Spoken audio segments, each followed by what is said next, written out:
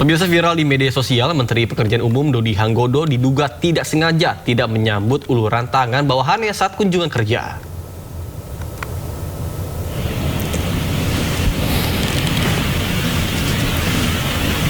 Inilah video viral Menteri PU Dodi Hanggodo yang tidak sengaja tidak menyambut uluran tangan seorang bawahannya saat kunjungan kerja.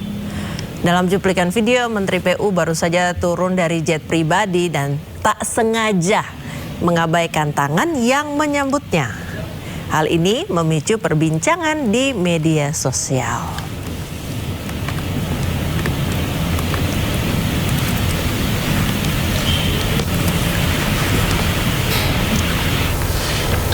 Kita ke informasi lainnya, pemirsa. Terdakwa Tifauzia Tiasuma alias Dr. Tifa hari ini kembali menjalani sidang kasus ijazah Jokowi di Pengadilan Negeri Jakarta Timur. Ya, agenda persidangan yang telah dilangsungkan kemarin adalah eksepsi atau tanggapan oleh jaksa penuntut umum. Pembacaan eksepsi ini merupakan tanggapan nota keberatan dari Dr. Tifa yang dibacakan pada persidangan sebelumnya. Dr. Tifa mengajukan eksepsi terhadap surat dakwaan yang dibacakan oleh JPU. Ia menilai objek dakwaan terhadap dirinya dan Roy Suryo keliru. Terkait hal ini, jaksa meminta agar majelis hakim menolak seluruh pembelaan Dr. Tifa. Teman-teman semuanya, saya ingin mengingatkan kepada semua masyarakat Indonesia bahwa seseorang bernama Joko Widodo itu sudah menjadi pejabat publik sejak tahun 2005 ketika menjadi wali kota 2 kali, kemudian menjadi gubernur DKI Jakarta, kemudian menjadi presiden 2 kali. Nah, apakah Anda ingat kapan pertama kalinya Joko Widodo itu mengaku bahwa dia lulusan dari UGM? Itu tahun 2017. Jadi pada waktu beliau itu menjadi wali kota, tidak pernah ada satu kata pun yang menyatakan beliau adalah lulusan UGM, ya. Dan kemudian tidak ada cerita ada pernah reuni, tidak pernah ada cerita membawa teman-temannya ke Balai Kota Loji Gandrung Solo, ya. Termasuk juga ketika beliau menjadi gubernur 2 tahun. Tidak pernah ada cerita beliau bikin reuni dan sebagainya.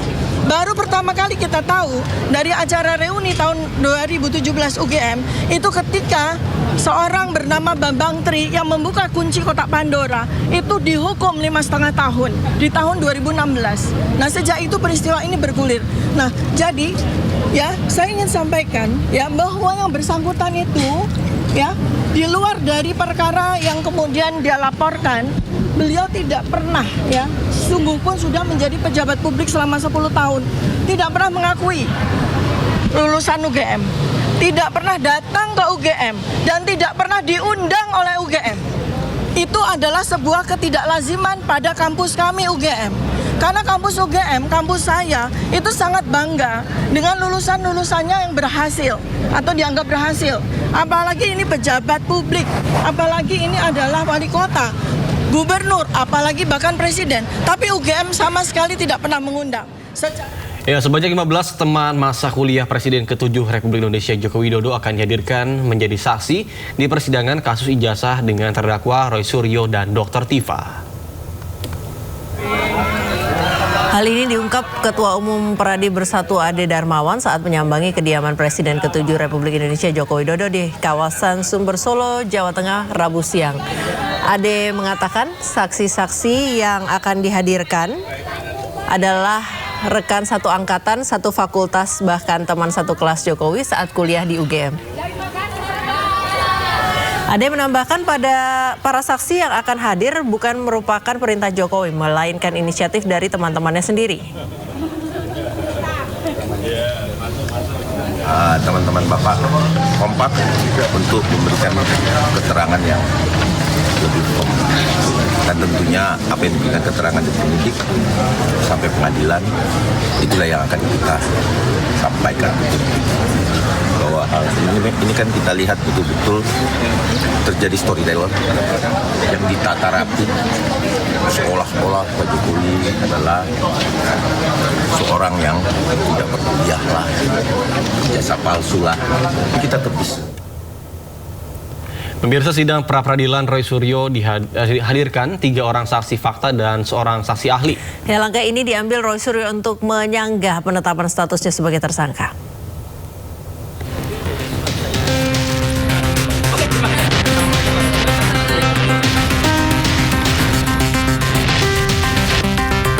Sidang pra-peradilan kedua Roy Suryo memasuki agenda pembuktian Selasa siang.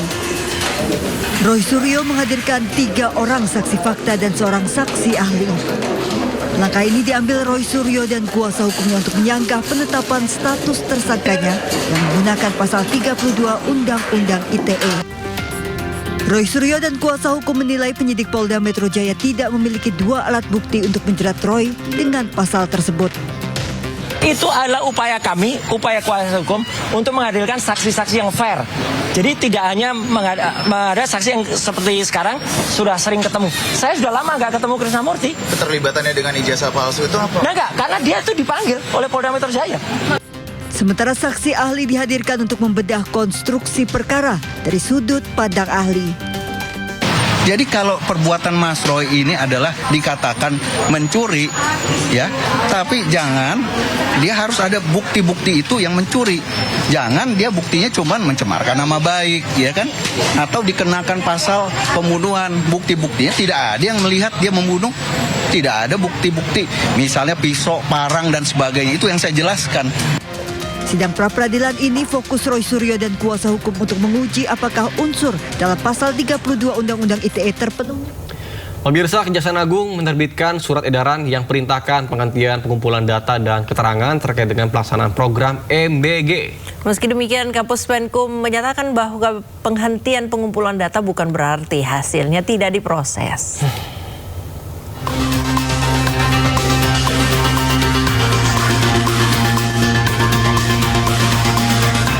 Kejaksaan Agung menghentikan pengumpulan data dan keterangan terkait program makan bergizi gratis yang bermasalah. Melalui Direktur Penyidikan pada Jampitsus menerbitkan surat edaran yang menginstruksikan Kejaksaan Tinggi di seluruh Indonesia untuk menghentikan seluruh kegiatan pengumpulan data dan keterangan berkaitan dengan program MBG di wilayah hukum masing-masing. Sementara itu, Kepala Pusat Penerangan Hukum Kejaksaan Agung Anang Supriyatna menyampaikan bahwa surat tersebut diterbitkan setelah batas waktu pengumpulan data yang sebelumnya diberikan kepada jajaran Kejaksaan Tinggi selesai. Anang menyebut tujuan... Pemirsa, Presiden Prabowo Subianto minta evaluasi menyeluruh program makan bergizi gratis. Prabowo dengan tegas menekankan setiap program prioritas negara harus dijalankan secara disiplin, tepat sasaran, dan bebas dari segala bentuk penyimpangan.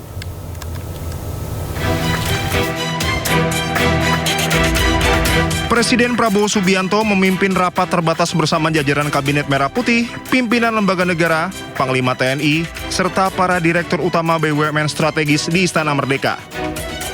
Ratas ini secara khusus membahas salah satunya langkah penguatan pelaksanaan program makan bergizi gratis.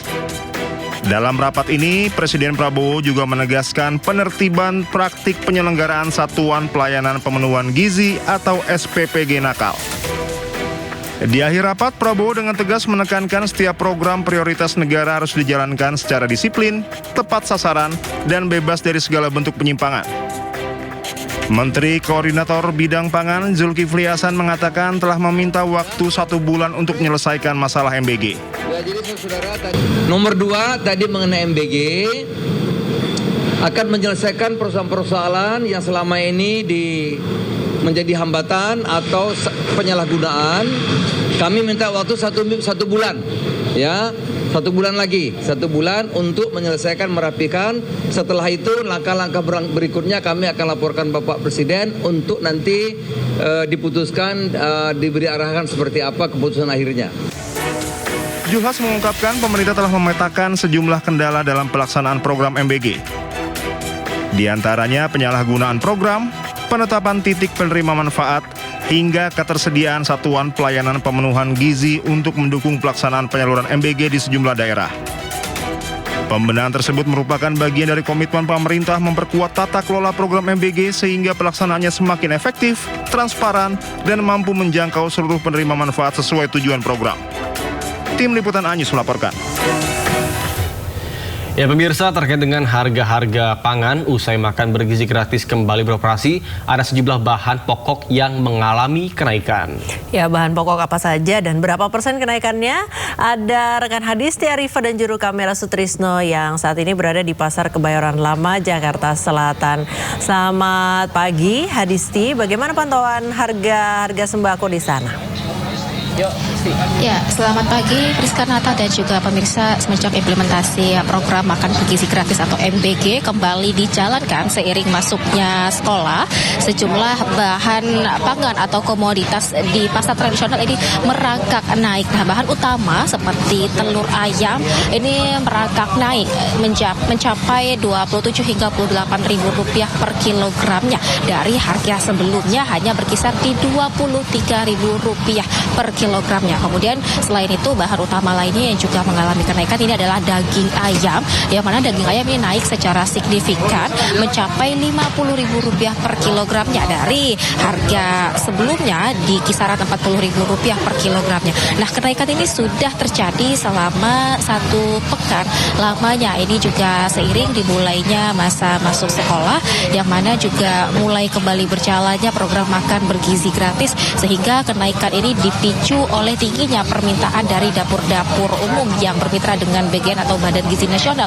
dalam menjalankan program MBG. Nah, kemudian juga sayur mayur ini juga menjadi salah satu bahan pangan yang mengalami kenaikan. Salah satu yang melambung tinggi adalah timun. Harga timun di Pasar Kebayoran Lama, Jakarta Selatan ini mencapai Rp20.000 per kilogramnya dari sebelumnya hanya berkisar di Rp8.000 per kilogramnya. Tentu ini menjadi keluhan bagi pembeli maupun juga pedagang lantaran mereka harus memutar otak untuk dapat menyesuaikan modal dan juga harga jualan. Kemudian kalau untuk harga pangan lainnya ini cenderung normal dan juga stabil, seperti cabai merah keriting yang hari ini dibanderol seharga Rp40.000 per kilogramnya, kemudian tomat di harga Rp14.000, kentang di Rp18.000, sementara untuk bawang merah Rp40.000 dan bawang putih di Rp45.000.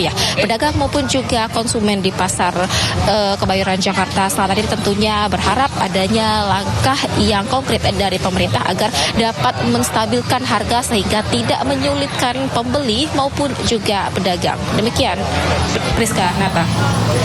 Ya, baik, terima kasih Hadisti dan juru kamera Sutrisno melaporkan langsung dari Kebayoran Lama, Jakarta Selatan. Selamat bertugas kembali rekan-rekan. Pasukan Garda Revolusi Islam Iran kembali meluncurkan serangan rudal ke pangkalan Amerika Serikat di Timur Tengah. Informasinya usai jeda pemirsa, tetaplah bersama kami di Sindo Today.